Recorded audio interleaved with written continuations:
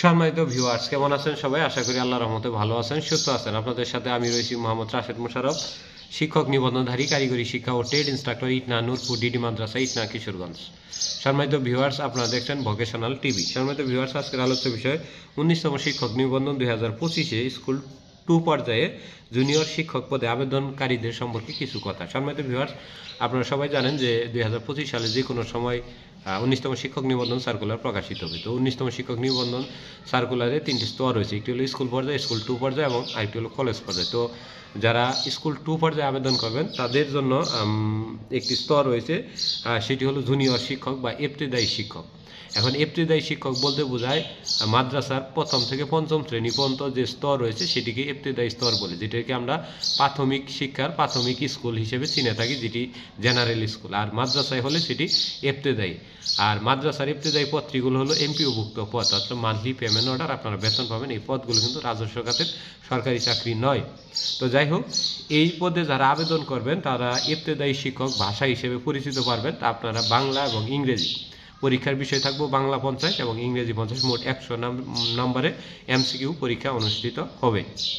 তো এই শিক্ষা প্রতিষ্ঠানের যে ধরনটা সেটি হবে যে দাখিল মাদ্রাসা রয়েছে, যেমন যেগুলো দেখবেন যে দাখিল মাদ্রাসা সেগুলো 1 থেকে 10ম শ্রেণী পর্যন্ত।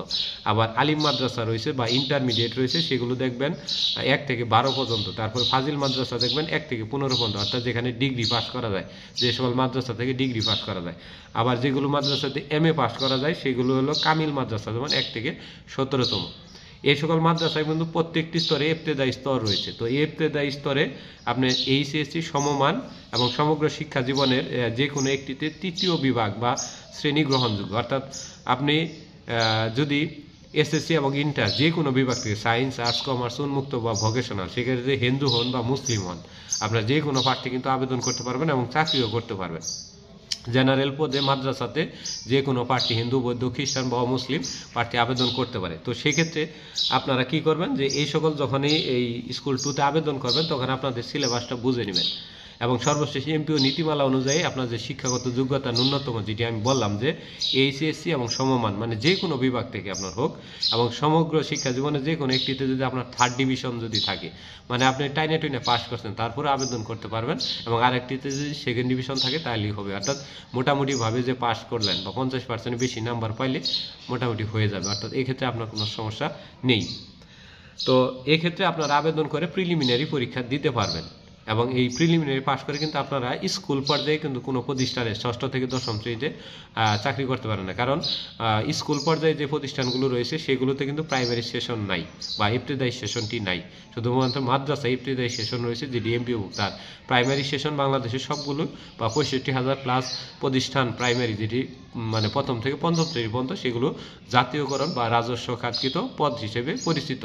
আর এগুলো হলো এমপিওভুক্ত পদ। তো আপনারা শুধু মাদ্রাসাতেই কিন্তু ইবতেদায়ী মাদ্রাসাগুলোতেই চাকরি করতে পারবেন।